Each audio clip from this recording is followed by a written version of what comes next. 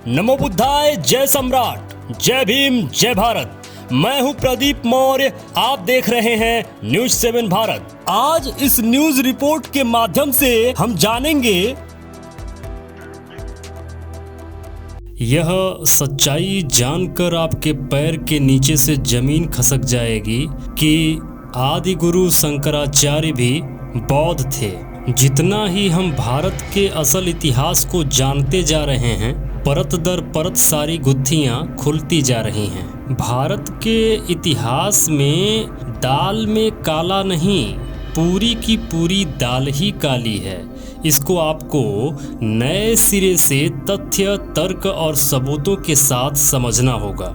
इस वीडियो को अंत तक जरूर देखिएगा, आप पूरी तरीके से समझ पाएंगे कि किस तरीके से और किन लोगों ने भारतीय इतिहास के साथ इतना घालमेल किया है। आदि गुरु शंकराचार्य, जिन्होंने शैव पंथ की स्थापना की थी और जिन्होंने केदारनाथ, बद्रीनाथ जैसे अनेक मठों को बनवाया था या फिर कन्वर्ट करके बनवाया था, बौद्ध विहारों को बदल कर बनवाया था, मैं उन्हीं प्रछन्न बौद्ध आदि गुरु शंकराचार्य की बात कर रहा हूँ। इस विषय को समझने के लिए इतिहास में थोड़ा आपको पीछे ले चलता हूँ, जिससे आपको बात यह पूरी तरीके से समझ में आएगी।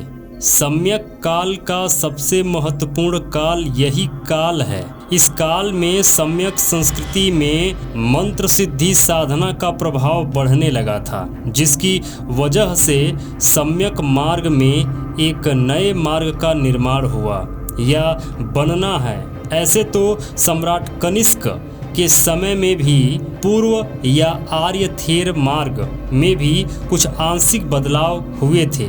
महासांगिक आर्य थेर मार्ग का निर्माण हुआ था, जिसको आज लोग साहित्यिक रूप से हीनयान और महायान के नाम से जानते हैं। ये दोनों भगवान बुद्ध के बताए मार्गों का पालन ही करते हैं, लेकिन इन दोनों में एक आंशिक अंतर है कि एक भगवान गौतम बुद्ध की मूर्ति को आदर्श स्वरूप में स्थापित करता है, तो दूसरा भगवान बुद्ध की मूर्ति को स्थापित नहीं करता है। दूसरा अंतर भिक्षु संघ के नियम का है। इसमें समय के अनुसार नियम में थोड़ी छूट का प्रावधान, तो दूसरे ने भिक्षु संघ के सभी नियम सील को यथावत बरकरार रखा।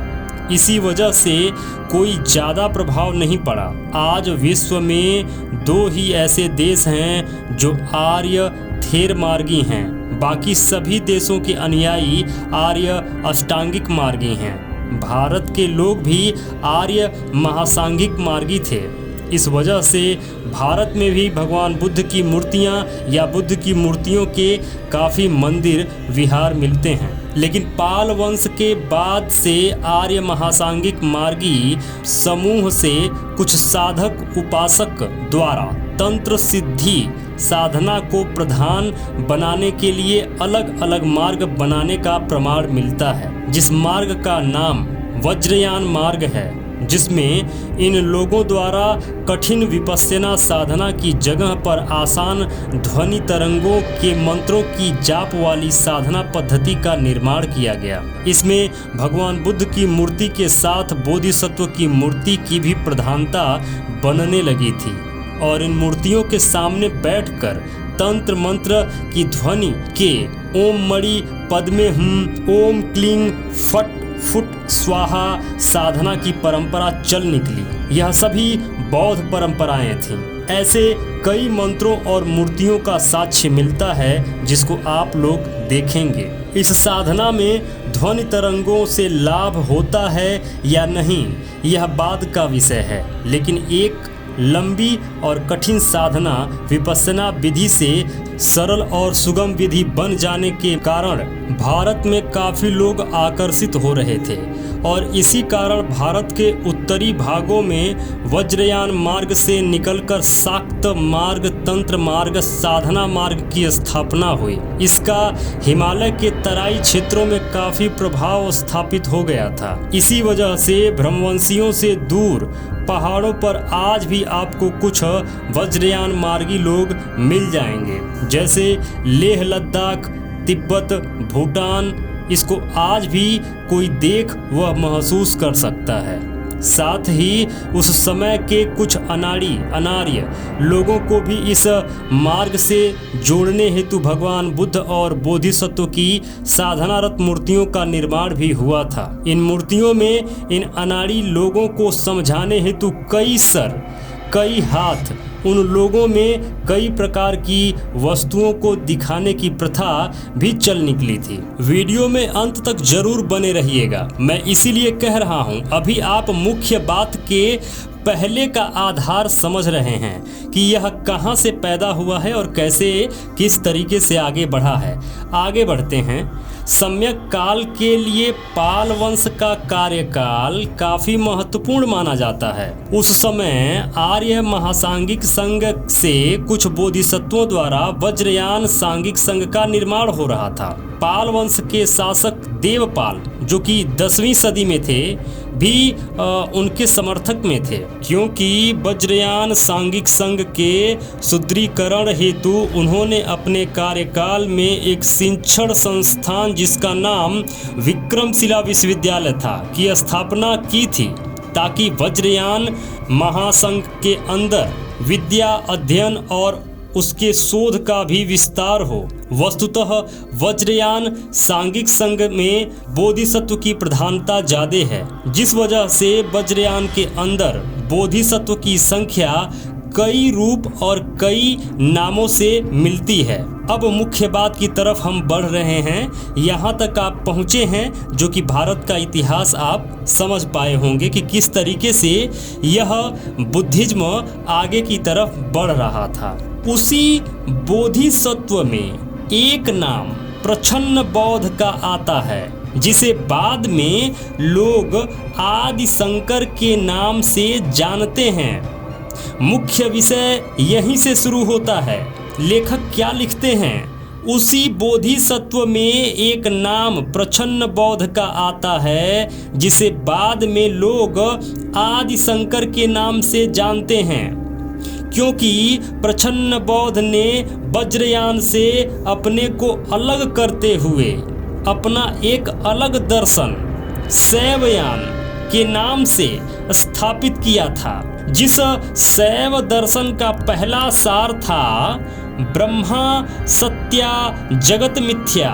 सम्यक काल के समय ब्रह्मी ब्रह्मन बाभन का उपयोग विद्वान व्यक्ति या विद्वान वर्ग के लिए किया जाता था, परंतु सम्यक अंत काल में ब्रह्मवादी गिरोह के मुखिया ने उस ब्रह्मी शब्द को संस्कारित करते हुए ब्रह्मा शब्द का निर्माण किया था, जिसका उपयोग इन लोगों ने एक अदृश्य सृष्टि संचालक के रूप में किया था। बाद में इस अदृश्य ब्रह्मा की मूर्ति की नकल वज्रयान मार्ग के अंदर 4 मुखी बौद्ध आकृति से की गई थी। वस्तुतः यह भगवान बुद्ध की 4 मुखी मूर्ति आज भी खुदाई में यहाँ वहाँ जहाँ तहाँ मिल ही जाती है, जिसको आप भी देख सकते हैं। इस मूर्ति की बनावट में 4 मुख हैं, जिसमें प्रत्येक मुख से क्रमशः करुणा, दया, मैत्री, मुदिता, उपेक्षा के भाव निकलने का अभिप्राय है। लेकिन इस बनावट को लेकर ब्रह्मवंशियों ने ब्रह्मा का प्रत्यारोपण करते हुए भ्रम का पुलिंदा बना दिया। आज सभी लोग उसे शैव संप्रदाय के नाम से जानते हैं। शैव संप्रदाय के पहले बोधिसत्व की मूर्ति हिमाचल प्रदेश के स्फीति जिले में मिली है, जिसे त्रिलोकीनाथ कहते हैं। त्रिलोकीनाथ पर यह जो थंबनेल आप देख रहे हैं, त्रिलोकीनाथ मंदिर क्या है, कैसे है, क्यों बना और किस तरीके से यहाँ पूजा पाठ चलता है, उसके लिए जो स्क्रीन पर थंबनेल दिख रहा है, इस वीडियो को आप जाकर जरूर देखिएगा। त्रिलोकीनाथ का मंदिर आज काफ़ी विख्यात है। वहाँ वज्रयान के अनुयायी और शैव संप्रदाय के अनुयायी दोनों दर्शन को आते हैं।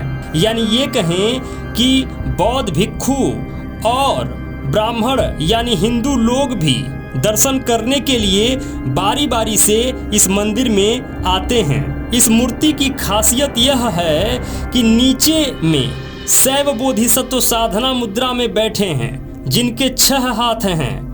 इन 6 हाथों में 2 हाथ धर्म चक्र की मुद्रा में है, 1 हाथ भूमि स्पर्श की मुद्रा में है, 1 हाथ वितर्क की मुद्रा में है, 1 हाथ वरद की मुद्रा में है, तो 6ठा हाथ अभय मुद्रा का लग रहा है।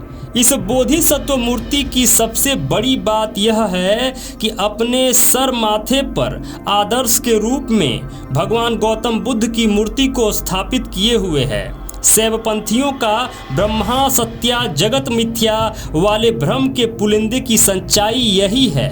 और किस तरीके से प्रछन्न बौद्ध आदि गुरु शंकराचार्य, जो कि एक बौद्धिस्ट थे, उनकी विरासत को लेके जो उन्होंने कन्वर्ट किया, जो उन्होंने बदला, उनकी बदली हुई विरासत को फिर बाद में इन ब्रह्मवंशियों ने, इन पाखंडियों ने एक नया धर्म बनाकर उसमें शामिल कर दिया, जिसे आज का हिंदू धर्म कहते हैं। इसीलिए यह संभव है और यही दिखता है और यही होता है कि शैव संप्रदाय के जहाँ जहाँ मंदिर हैं, जहाँ जहाँ शिवलिंगों की पूजा होती है या शंकर की पूजा होती है, वह सभी के सभी बौद्ध धम्म से संबंधित विरासत की पूजा होती है।